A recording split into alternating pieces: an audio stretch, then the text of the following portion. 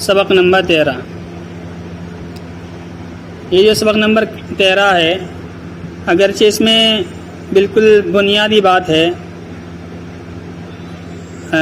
اس میں اگرچہ کوئی اصول نہیں بیان کیا گیا ہے، لیکن یہ ہے بہت اہم سبق۔ بلکہ اگر کہا جائے تو اس سبق کے ذریعے سے ہی اصل نحو کو سمجھنا ہے، اور اسی سبق کے ذریعے سے نحو کی اہمیت واضح ہوتی ہے۔ میں نے بتایا تھا کہ علم نحو کا جو مقصد ہے وہ اعراب کو جاننا ہے کہ اس حرف پر یہ اعراب کیوں آیا ہے۔ مثال کے طور پر الحمدللہ میں دال کے اوپر پیش کیوں آیا ہے، یہ الحمد کیوں نہیں پڑھا گیا اور الحمدی کیوں نہیں پڑھا گیا، اعراب کیوں آیا ہے۔ تو اس سبق کے اندر اسی کا بیان ہے کہ اعراب کیوں بدلتا ہے، کب بدلتا ہے، کب نہیں بدلتا ہے۔ کہتے ہیں کلمات عرب دو قسموں پر ہیں۔ عرب میں جتنے بھی کلمات بولے جاتے ہیں، خواہ وہ اسم ہو یا فعل ہو، خواہ وہ اسم ہو یا فعل ہو، ان کی دو قسمیں ہیں، پہلی معرب اور دوسرا مبنی۔ جتنے بھی کلمات ہیں تو وہ دو ہی طرح کے ہیں، یا تو معرب ہوں گے یا مبنی ہوں گے، اس کے علاوہ کوئی تیسرا نہیں ہوگا۔ نمبر 1 معرب۔ معرب وہ کلمہ ہے جس کا آخر عامل کے بدلنے سے بدلتا رہتا ہے۔ معرب وہ کلمہ ہے جس کا آخر عامل کے بدلنے سے بدلتا رہتا ہے۔ تو معرب مبنی دو قسمیں بیان کی تھی۔ معرب کسے کہتے ہیں؟ معرب کو صرف اس طرح سمجھ سکتے ہیں کہ ایک ایسا کلمہ، ایک ایسا لفظ کہ جس کا پر اعراب بدلتا رہے، معرب کہیں گے ایسا لفظ جس کا اعراب بدلتا رہے، ہمیشہ ایک ہی حالت میں نہ ہو۔ جیسے مثال کے طور پر ہے الحمدللہ ہے۔ الحمدللہ میں ہم سمجھیں کہ قرآن کریم میں ہے الحمدللہ، اور جب خطبہ پڑھتے ہیں اس میں کہتے ہیں ان الحمد للہ، اور قرآن کریم میں ہے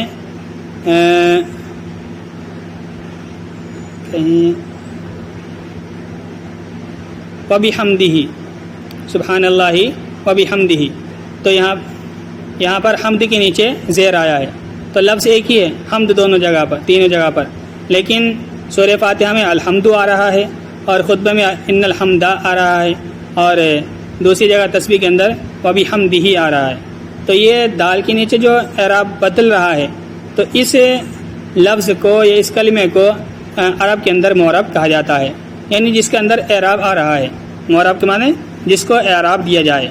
بہت آسانی سے آپ سمجھ سکتے ہیں کہ معرب کہتے ہیں جس کو اعراب دیا جائے، تو اس کی ہم یہ بھی کہہ سکتے ہیں جس کا آخری حرف عامل کے بدلنے سے بدلتا رہے، یعنی ایسا نہیں ہے کہ ہمیشہ بدلتا ہی رہے گا، بلکہ اگر عامل بدلے گا اور اس کو اعراب دینے والی چیز بدلے گی تو اعراب بدلے گا، اور اگر وہی اعراب رہے، اگر بدلنے والی کوئی چیز نہ آئے تو وہی اعراب رہے گا۔ کہتے ہیں کہ معرب وہ کلمہ ہے جس کا آخر عامل کے بدلنے سے بدلتا رہتا ہے۔ جیسے جاءنی زید رأیت زیدن مررت بزید میں زید۔ تو یہاں پر آپ آگے چل کر کے پڑھیں گے، ترکیبات میں کچھ آپ نے پڑھ بھی لی ہے، تو یہاں پر جاء فعل اور نی مفعول اور زید فاعل، اور بتلایا گیا تھا جس سے کہ آپ پڑھیں گے بھی کہ زید فاعل بن رہا ہے اور فاعل مرفوع ہوتا ہے، یعنی فاعل کے اوپر جو ہے پیش آتا ہے، ضمہ آتا ہے، تو اس لیے یہاں پر زید پر پیش آیا ہے جا کا فاعل ہونے کی وجہ سے۔ تو جا جو ہے اس کے اندر عامل ہے، اس نے عمل کیا ہے زید کے اوپر، اور عمل یہ کیا ہے کہ زید کو اس نے پیش دیا ہے، اور زید کے جو دال ہے اس نے اس پیش کو قبول کر لیا ہے، تو اس وجہ سے جو زید ہے یہ معرب ہے، اس کے اوپر جا کی وجہ سے اعراب آیا ہے۔ یہ اپنی اصل پر جمع ہوا نہیں ہے کہ ہمیشہ یہی رہے، بلکہ اس کے اوپر جو پیش آیا ہے وہ جا کی وجہ سے آیا ہے، اس کی اپنی مرضی سے یا اپنی وجہ سے نہیں آیا ہے، بلکہ جا کی وجہ سے اس کے اوپر اعراب آیا ہے۔ تو جا عامل ہے، اس عامل کی وجہ سے زید کا جو آخری لفظ ہے دال یہ بدلا ہے، اس وجہ سے زید کو معرب کہیں گے۔ رأیت زیدن، میں نے زید کو دیکھا، جانی زیدن، آیا میرے پاس زید، جا فعل، جا آیا، نی میرے پاس، زیدن زید، آیا میرے پاس زید۔ رأیت زیدن، دیکھا میں نے، رأیت دیکھا میں نے زیدن زید کو، دیکھا میں نے زید کو۔ تو ترکیب اگر ہم کریں رائیت فعل اور اس میں ضمیر انا و فاعل، زیدن مفعول۔ آگے آپ پڑھیں گے کہ جو مفعول بنتا ہے اس کے اوپر نصب آتا ہے، اس کے اوپر زبر آتا ہے۔ تو زیدن پر جو یہاں جو نصب آیا ہے یا زبر آیا ہے یہ رائیتو کی وجہ سے آیا ہے۔ زیدن یہ اپنی وجہ سے منصوب نہیں ہے، اپنی وجہ سے اس کے اوپر نصب نہیں ہے، بلکہ رائیتو کی وجہ سے اس کے اوپر نصب آیا ہے۔ تو رائیتو عامل کی وجہ سے زید کا آخری حرف دال بدلا ہے، اس وجہ سے زیدن بھی معرب ہے۔ مررت بزیدن، گزرا میں زید سے، گزرا میں زید کے پاس سے یا گزرا میں زید سے۔ تو مررت اس کا معنی ہے گزرا میں، اور مررت فعل اس میں ضمیر انا اور اس کا فاعل۔ با حرف جر زیدن مجرور، با حرف جر آپ آگے پڑھیں گے، حرف جارہ ہیں کچھ جن کے وجہ سے اعراب بدلتا رہتا ہے، بعد والے کے نیچے زیر آ جاتا ہے، تو انہیں میں با بھی ہے، جس طرح فی علا وغیرہ ہیں ان میں با بھی ہے۔ اگر با کسی لفظ پر داخل ہوتا ہے تو اس کے نیچے زیر لگا دیتا ہے۔ تو یہاں با زید پر آیا تو اس با نے عمل کیا زید کے اندر کہ دال کے نیچے جہاں پر پیش تھا اس کے نیچے زیر لگا دیا، تو اس لیے یہ با عامل ہے، اور زید کی جو دال آخر ہے یہ زید معرب ہے۔ تو ان تینوں میں زید ایک ہی لفظ ہے لیکن اعراب اس کا بدلا ہے، اس پر اعراب آیا ہے، اس نے اعراب کو قبول کیا ہے، تو اس وجہ سے اس کو معرب کہتے ہیں۔ جیسے جانی زیدن رائیت زیدن مررت بزیدن میں زید، اور ہوا یضرب لن یضربا لم یضرب میں یضرب لم یضربا اور یضربانی، یعنی اس مثال کے ذریعے یہ واضح کرنا ہے کہ معرب جس طرح سے اسم ہوتا ہے اسی طرح سے معرب فعل بھی ہوتا ہے، معرب جس طرح سے اسم ہوتا ہے فعل بھی اس طرح سے معرب ہوتا ہے۔ تو یہاں تو زیدن تینوں جگہ میں اسم تھا، اور آگے مثال دے رہے ہیں فعل کی کہ فعل بھی معرب ہوتا ہے، فعل پر بھی تبدیلی ہوتی ہے۔ جیسے ہوا یضرب، ہوا یضرب، تو یضرب میں با پر پیش آیا ہے چونکہ یہ فعل مضارع کا واحد کا صیغہ ہے، فعل مضارع کا واحد کا صیغہ ہے، تو اس یضرب کی وجہ سے با کے اوپر پیش آیا ہے۔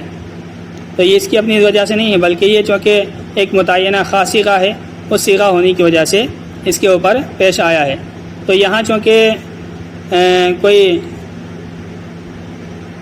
ظاہری چیز نظر نہیں آ رہی ہے جس کی وجہ سے اس کے اوپر پیش آیا ہو، اس لیے ایسا لگ رہا ہے کہ اس کا یہ اپنا اعراب ہے، اس کا اپنا اعراب یہ نہیں ہے، بلکہ اس کا واحد مذکر غائب کا صیغہ ہونا یہی اس کے مرفوع ہونے کی دلیل ہے، کیونکہ اگر یہ واحد اس کا نہ ہوتا، واحد کا صیغہ نہ ہوتا تو اس کا اعراب بدل جاتا۔ اسی طرح سے اگر یہ غائب کا صیغہ نہ ہوتا تب بھی اس کا اعراب بدل جاتا۔ تو بہرحال اس کا یہ صیغہ ہونا یہی اس کے عامل ہونے کی علامت ہے۔ بہرحال با کے اوپر یہاں پر پیش آیا ہے، اور یہی جب آگے چلا لن یضربا ہوا تو اس کا اعراب بدل گیا، اس نے اعراب کو قبول کر لیا۔ تو پہلے پیش آیا تھا لن یضربا پر زبر آ گیا، اور زبر آیا ہے لن کی وجہ سے، تو لن جو ہے یہ عامل ہے، اس نے عمل کیا ہے با پر، یہ کہ جس با کے اوپر پیش تھا اس با پر اس نے زبر لگا دیا ہے، تو یہ لن یضربا بھی اور یضربا بھی معرب ہوا کہ لن کی وجہ سے اس کا آخر بدل گیا ہے۔ اسی طرح لم یضرب، لم یضرب بھی اصل میں یضربو تھا، لیکن لم اس پر داخل ہوا تو اس نے با کو جزم دے دیا، تو لم نے عمل کیا ہے یضرب کے اندر، یضربو کے اندر کہ با کو جزم دے دیا ہے، تو لم یضربا یا تو یہ تھا، دیکھو لم یضربا میں یضربو، لم یضربا اور یضربانی، کیا اچھا لم یضرب میں یضربو اور لم یضربا ما میں یضربانی، یہ ایسے ہے لم یضرب میں یضربو اور لم یضربا میں یضربانی۔ تو اصل جو تھا وہ یضربو تھا، لیکن لم کی وجہ سے اس کے اوپر جزم آ گیا۔ اسی طرح سے آپ علم صرف کے اندر پڑھیں گے، لم کی جہاں پر بحث آئے گی تو اس میں تثنیہ کا جو صیغہ آتا ہے وہ مضارع میں یضرب و یضربانی آتا ہے، لیکن جب اس کے اوپر لم داخل ہو جاتا ہے تو لم یضرب لم یضربا آتا ہے، لم یضرب لم یضربا آتا ہے۔ تو یہاں لم یضربا نفی جہت بلم معروف میں آیا ہے، تو یہاں پر نون گر گیا ہے، صرف لم یضربا رہ گیا ہے۔ تو نون جو گرا ہے یہ بھی گویا کہ کلمے کے آخر میں تبدیلی ہوئی ہے، اور یہ ہوئی ہے لم کی وجہ سے۔ تو یہ لم یضربا یہ بھی معرب ہے کہ اس کا آخر بدل رہا ہے۔ فائدہ یہ سمجھ میں آ گیا نہیں؟ لم یضربا یہ اصل میں تثنیہ مذکر غائب کا صیغہ ہے، اور اصل تھا یہ مضارع میں یضربانی، لیکن جب اس پر لم داخل ہوا تو اس نے نون کو گرا دیا اور صرف لم یضربا باقی رہ گیا۔ تو یہ جو یضربانی تھا اس نے اعراب کو قبول کیا، اور اس کی لم کی وجہ سے اس نے اپنا نون گرا دیا۔ تو جب نون گرایا تو یہ پتہ چلا کہ یہ معرب ہے، یعنی اعراب کو قبول کر رہا ہے۔ فائدہ عامل وہ شے ہے جس کی وجہ سے معرب کے آخر میں رفع، نصب، جر، جزم اور حذف آتا ہے۔ میں نے پیچھے بار بار وضاحت کر رہا ہوں کہ اس نے یہ عمل کیا، اس نے یہ عمل کیا ہے۔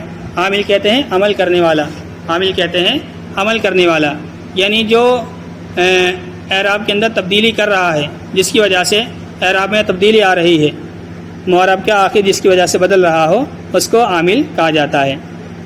عامل وہ شے ہے، یعنی وہ چیز ہے جس کی وجہ سے معرب کے آخر میں رفع، نصب، جر، رفع پیش اور نصب زبر اور جر زیر کو کہتے ہیں، جزم سکون کہا جاتا ہے، اور حذف۔ تو حذف بھی یہ ایک طرح کا معرب ہوتا ہے، جیسے لم یضربانی سے نون کو گرایا گیا، حذف کیا گیا، تو یہ بھی معرب ہونے کی علامت ہے۔ صرف اعراب بدلنا ہی معرب کی علامت نہیں ہے، بلکہ اگر کوئی لفظ سے کہیں سے حذف ہو رہا ہے تو حذف ہونا بھی یہ اس کے معرب ہونے کی علامت ہے۔ فائدہ عامل وہ شے ہے جس کی وجہ سے معرب کے آخر میں رفع، نصب، جر، جزم اور حذف آتا ہے، جیسے مذکورہ مثالوں میں جاء، رأى اور با، لم اور لن۔ تو پہلی مثال تھی جانی زیدن، اس میں جو جاء تھا اس کی وجہ سے زید کا اعراب پیش کا آیا تھا، اور دوسری مثال تھی رأیت زیدن، اس میں جو رأى ہے، رأیت میں تو ضمیر تو یہ متکلم کی ہے اور رأى اصل ہے، تو اس رأى کی وجہ سے زید پر نصب آیا تھا۔ اسی طرح سے مررت بزیدن میں با کی وجہ سے دال کے نیچے زیر آیا تھا، تو یہ جاء، اسی طرح رأى اور با یہ عامل ہیں، یہ عمل کر رہے ہیں بعد والے میں۔ اسی طرح اگلی مثالوں میں لن یضربا اور لم یضرب، تو یضربا کے اوپر لن کی وجہ سے نصب آیا تھا، اور یضرب کے اوپر لم کی وجہ سے جزم آیا تھا۔ اسی طرح سے یضربانی میں لم کی وجہ سے نون گر گیا تھا۔ تو یہ سب چیزیں جو ہیں لم کی وجہ سے ہوئی تھی، لم اور لن یہ عمل کر رہے تھے اور ان کی وجہ سے تبدیلی آ رہی تھی۔ اس تبدیلی کی وجہ سے جنہوں نے یہ تبدیلی کی ہے ان کو عامل کہا جاتا ہے۔ ترکیب کر دیتا ہوں، جاء فعل، اور اصل میں جب اس کی ترکیب کرتے ہیں نون وقایہ کا یا متکلم کی مفعول اس طرح سے کرتے ہیں، لیکن ابھی آپ اس طرح نہ کریں، ڈائریکٹ ہی کر دیں۔ جاء فعل، نی مفعول، اور زیدن فاعل، فعل فاعل مفعول سے مل کر جملہ فعلیہ خبریہ ہوا۔ رأیت زیدن، رأیت فعل اور انا ضمیر اس کا فاعل، زیدن مفعول، فعل فاعل اپنے مفعول سے مل کر جملہ فعلیہ خبریہ ہوا۔ مررت بزیدن، مررت فعل اس میں ضمیر انا و اس کا فاعل، با حرف جر، زیدن مجرور، جار مجرور سے مل کر متعلق ہوا مررت کے، مررت فعل اپنے فاعل اور متعلق سے مل کر جملہ فعلیہ خبریہ ہوا۔ ہوا یضرب، ہوا مبتدا، یضرب فعل اس میں ضمیر ہوا اس کا فاعل، اور فعل فاعل مل کر جملہ فعلیہ خبریہ ہو کر ہوا کی خبر، مبتدا خبر سے مل کر جملہ اسمیہ خبریہ ہوا۔ لن یضربا فعل اس میں ضمیر ہوا و اس کا فاعل، فعل فاعل مل کر جملہ فعلیہ خبریہ ہوا۔ لم یضرب فعل اس میں ضمیر ہوا و اس کا فاعل، اور فعل اپنے فاعل سے مل کر جملہ فعلیہ خبریہ ہوا۔ سب اسی طرح کی مثال ہیں، آسان۔ اچھا حضرت ہم یہ پوچھ رہے تھے